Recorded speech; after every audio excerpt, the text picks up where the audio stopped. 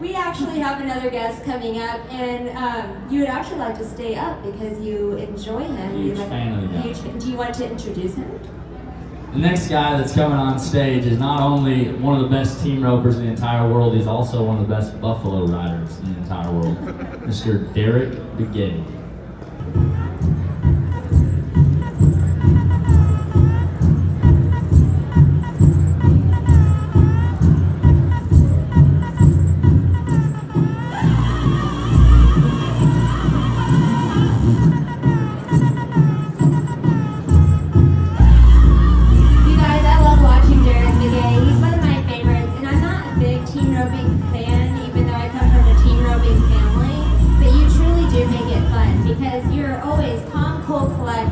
You might be eating a piece of pizza right before you nod your head or come up here on stage, but you're always prepared no matter what it seems like to the rest of us. And I want to know, just real fast, do you feel like that your culture, because that was a really cool, that was the Navajo song, right? That you guys, you pride yourselves in. Do you think that your culture helps with that type of mindset, that competitive mindset that you have, where you're just calm, cool, and collected, and day in and day out? I don't know that. We'll see, yeah. I don't know that. I don't know. No. Well, I mean, like, look at this quote right here. It says, "Be as tough as the land that made you." So I want you to tell me what this means to you and how do you feel like that is applied to where you are? I got a younger niece that made me that sign that day. We had a local community get together and I was there to kind of talk to the kids and just kind of that's home right there, that mountain right there. And my little niece, she was probably 16 at the time. She handed me this and said, "Hey, can you take a picture with my sign?" she said. And I said, "Sure." I didn't know what it read, I just held it up. And then later on she sent me the picture and I got to read what it said. And I was like, you know what, that's neat. That does make sense, and that's kind of feel like that's what made me, so I stole that from her. Well, tell me a little bit about the land that you're talking about behind you there. Tell me, where is home? Home is 50 miles north of a little town called Winslow, Arizona. It's just a little community. There's a post office, there's a little preschool, just a little housing community. It's right there on the Navajo reservation. That's where home's always been, and kind of where home's always going to be. Just real small. There's a convenience store just a few miles down the road. That's about it. One of the years that I was hauling on the road and I first started having success, Derrick, I actually saw you, and I don't know if you want me to say this out loud, we can always cut it out, but I saw you at a bar. You weren't there drinking, you were there to pick somebody up, and you came up to me and you said, "Man, Sydney, I'm not sure what you're doing here because there's a lot of girls here that look up to you." And they see you in your actions all the time. And that is truly the first time 2 years ago when I was 20. That was the first time that I, kind of thought about that, maybe my actions are being watched, and when you do have success, maybe people are looking up to you and they are going to continue to mirror whatever your actions are. And I have to say, you said that to me, guilt trip, right? Derrick Begay saying that to me. I went home early, literally right after that, and ended up winning the round that next morning. I'm not sure if I would have had I stayed out. You were only 20 years old at a bar? 22 and a half. 20. Yeah, 22 and a half. He caught you right there. He was like, "And this story, this is where we're going to talk about it." I walk out into those situations every single time. Oh, well, I mean, I go to bars, not as much as I used to, but I go to bars all the time. When you got the rodeos, you have a local bar that your friends and the locals and people go hang out and have a good time, and you get to meet a lot of people and just talk and stuff. I mean, I've never drank alcohol once ever in my life, not even a sip, but I still enjoy it. I got nothing against it and stuff, but just me guilt tripping you, that's something I just do, is just making fun of whatever. If you ever run into Derrick Begay along the road, he is one of the most genuine and kind human beings, and yes, will tease you while you're there, but always I feel like has the best mindset and honestly the best looking out for you. And I feel like even now with the career you've had, there's a lot of kids and a lot of young kids coming up, including Tyler sitting next to you, that watch what you do. Do you feel that pressure as you've gone through your career?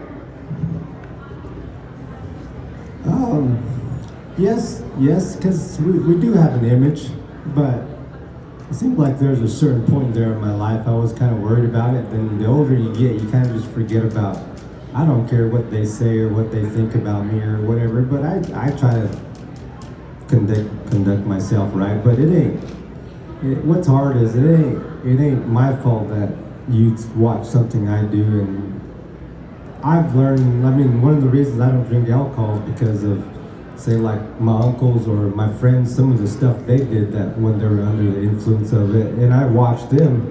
So just stuff like that. I don't know. I try, I guess. I'm not dang sure not perfect, but I try to do my best. But growing up, I've seen other guys when I was growing up, like I want to be like him or didn't want to be like him. But yeah.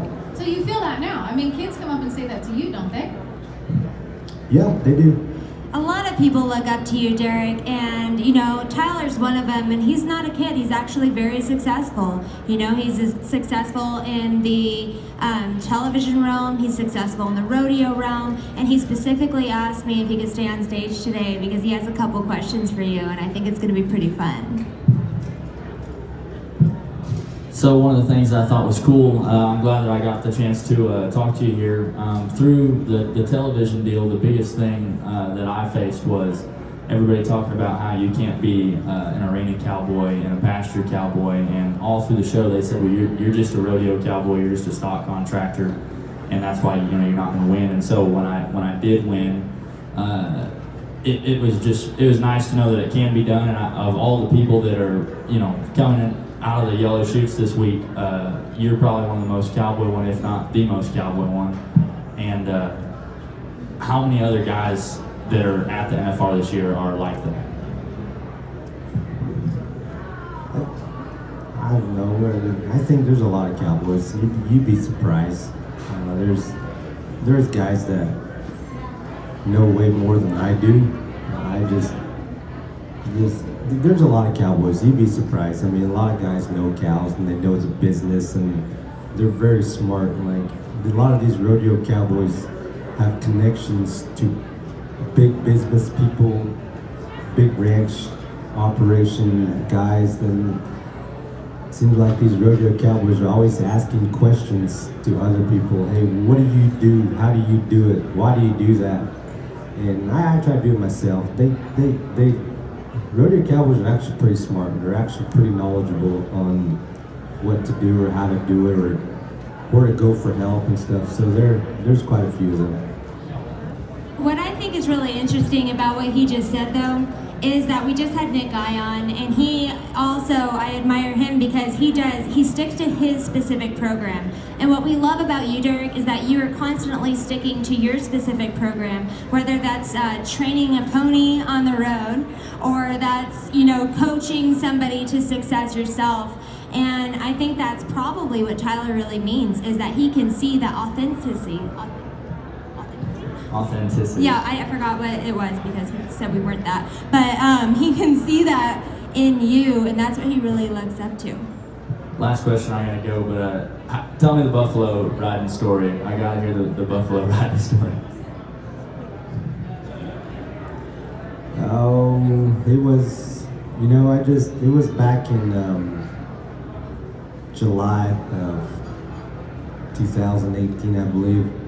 I just had a little girl, her name is Brindle May. I had her just 1 week before I left for Indian Road in Gallup, New Mexico.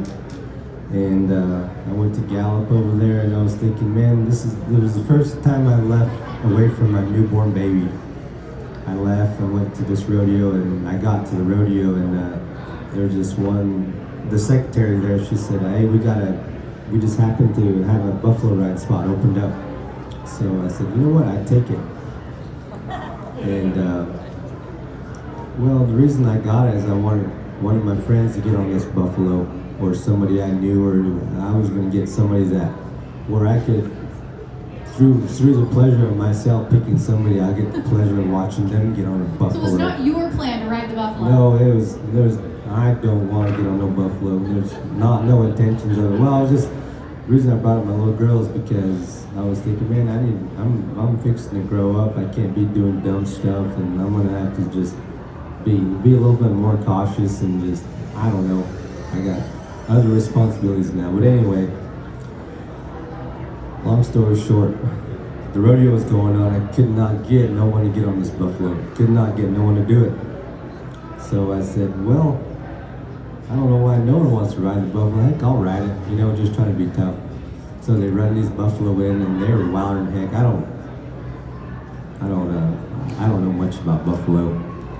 They're bouncing off the back pins in the back. They run them up the alleys. They're trying to jump out. Run him in the buck and shoot. And the one I had, he was wilder than heck. He was trying to jump out. They had to tie a rope across his top so he wouldn't try to jump out. And I stuck my hand in a bull riding glove. I've never been on a real bull ever in my life. I rode a lot of steers and I rode a lot of cows. I've never been on a real bull. I always want to have, and I always think it's easy. But, so I was like, well, I guess you don't ever get a chance to get on the buffalo.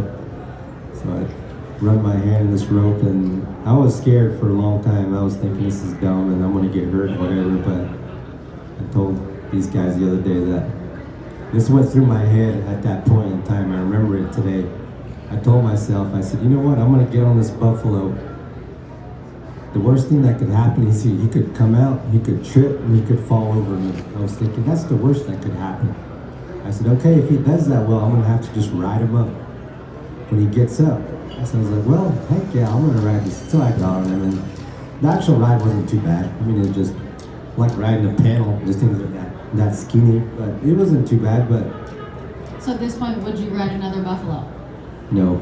I'm just thinking, you went into that so positive. He's like, the worst thing that's gonna happen is he's gonna fall, and I'll just ride him back That's up. what I say before every barrel run. The worst thing that could happen to me today is my horse falls, and I'm just gonna ride it back up. I have a completely different mindset. I'm like, the worst thing that can happen is I could die. Yeah, that doesn't really crush your mind, though. No, it doesn't. It does fine. That's the whole point of, Well- Ride Fearless, is because I have to give myself that pep talk every single day, because I am scared. Well, the trick is you have to put something positive right behind it when you say it, because like, you know what, I'm scared. There's a lot of things going on. What if I get hooked? What if I get stomped on? What if I get whatever, banging knee off the chute, whatever. I was like, the worst thing you can do is fall on me, like, but then I'll just have to just ride him up. Just the plan that what you're going to execute if it actually happens. So speaking of that, you're going into this 10th round, number 1 in the average. What is your plan to execute tonight's run?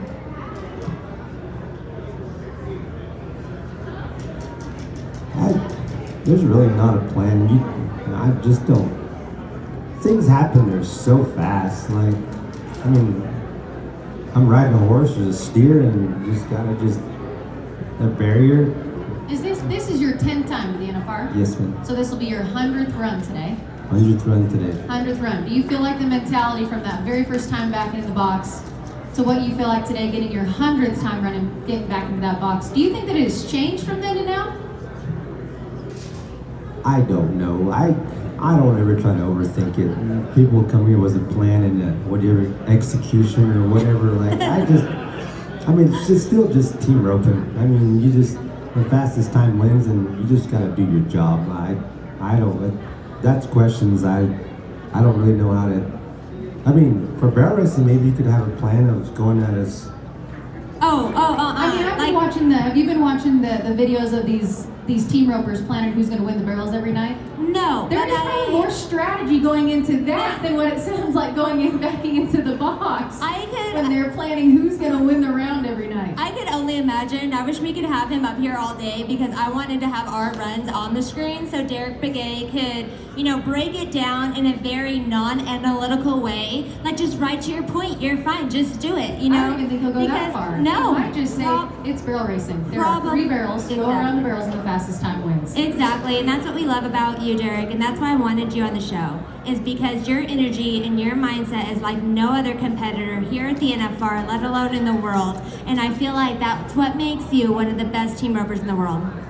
Well, I hate doing these shows, but you did help me out this summer. You did. So when you asked me, I was like, God dang it. Yeah. So I can't say no to you. He can't, because I'm like, okay, yeah, I'll do you a favor.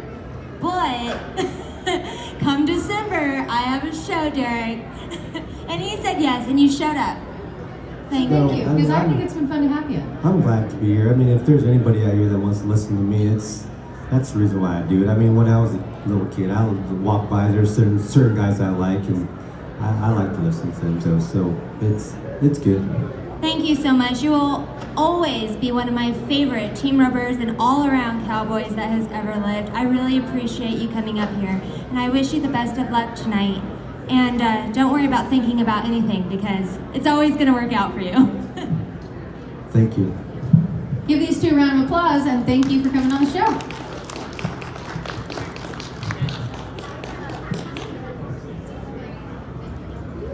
There's lipstick all over this mic. Were you wearing lipstick? I saw that.